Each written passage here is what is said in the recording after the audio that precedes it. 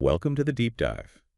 Today, we're digging into something really key if you're designing learning experiences, truly understanding who you're designing for. We're Mm-hmm. talking about crafting, vibrant learning personas, but with a modern twist using the speed and scale of AI. Yeah, We've got some great source material for this, including research from someone I've followed for ages, Kevin Brake.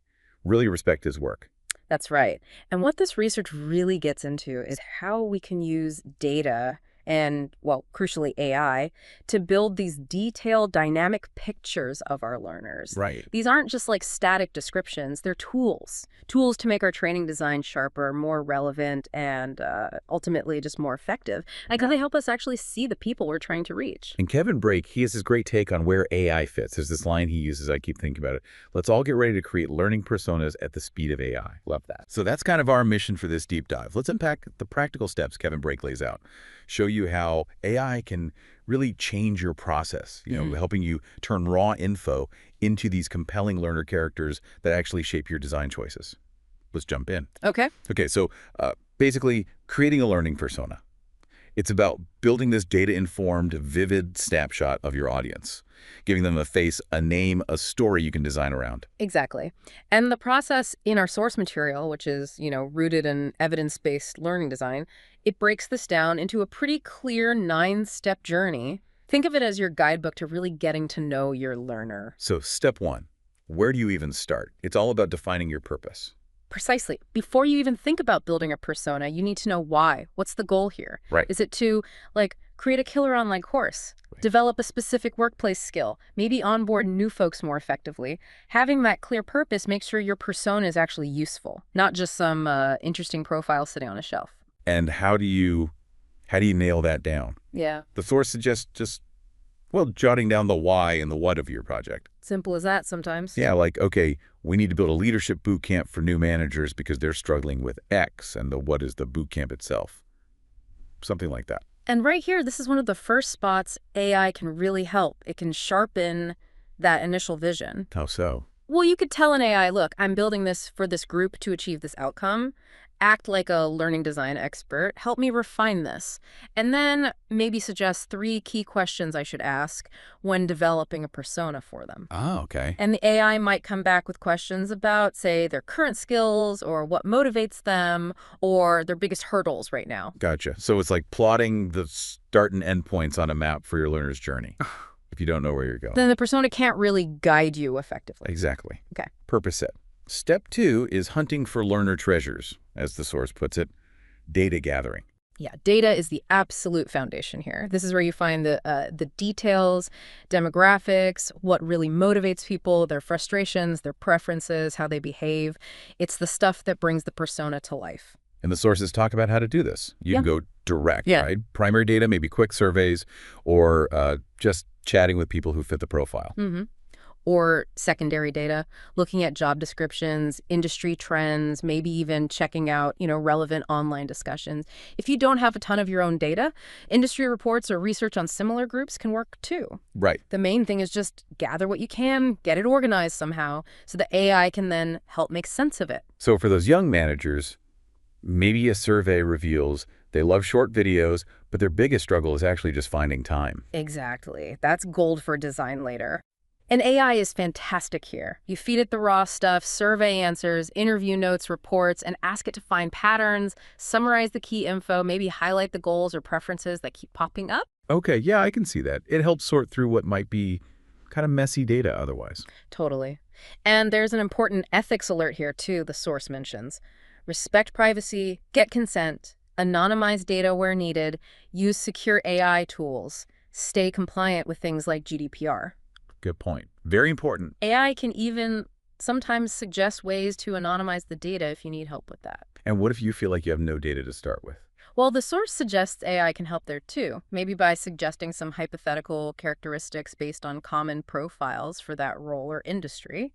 But, and this is crucial, you have to treat that as just a starting point. You absolutely need to verify it later with real input. Right. Okay. Use it as a hypothesis, not a fact. Exactly. Okay. Data gathered. Step 3, Yeah. sketching the first draft of your persona. Right. This is where you start turning that collection of data points into, well, a relatable character, your sort of main character in the learning story you're creating.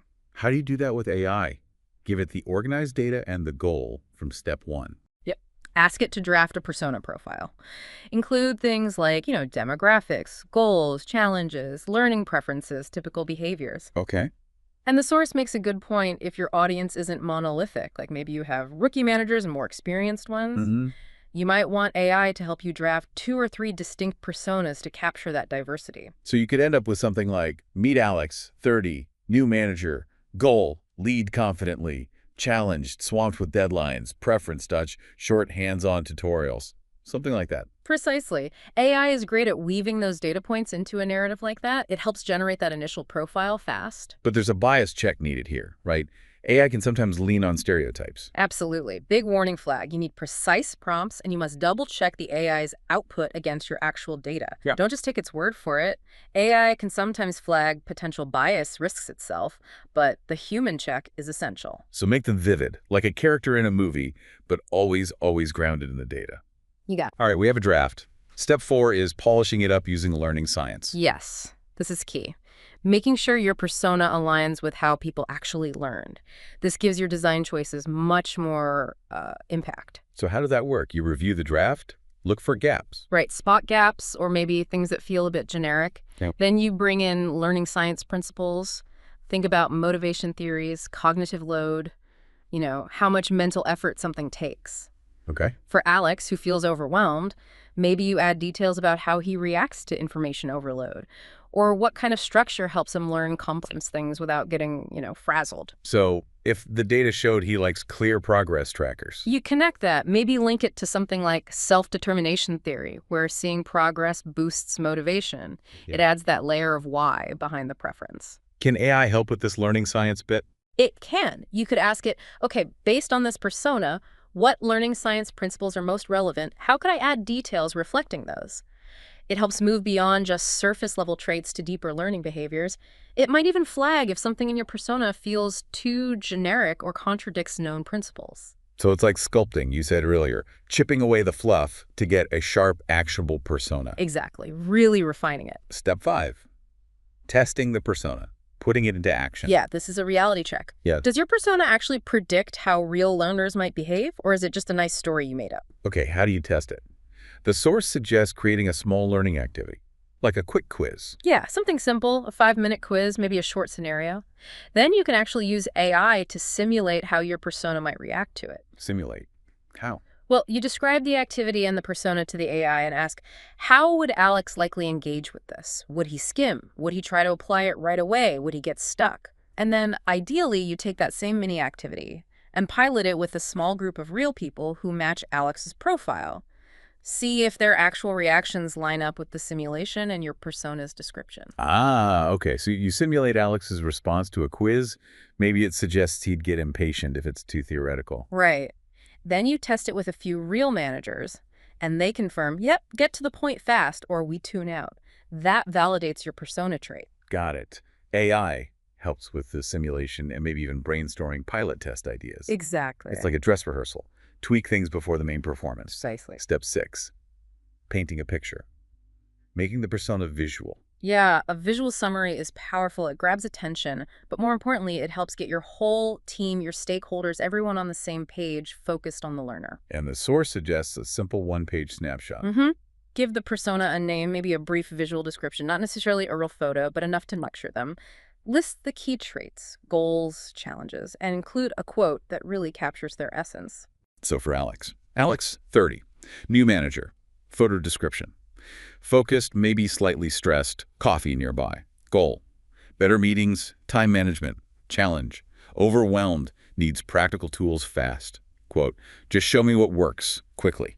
Perfect, something like that. Then you share it widely. AI can help draft the text for that snapshot template. You feed it the refined persona details, ask for a one-page summary. And the source even says you can ask AI for guidance on creating an actual image if you need one, though maybe focus on the description first. Yeah, the text description is often enough to get the idea across. The goal is just to make them feel real enough for the team to visualize and discuss easily. Okay.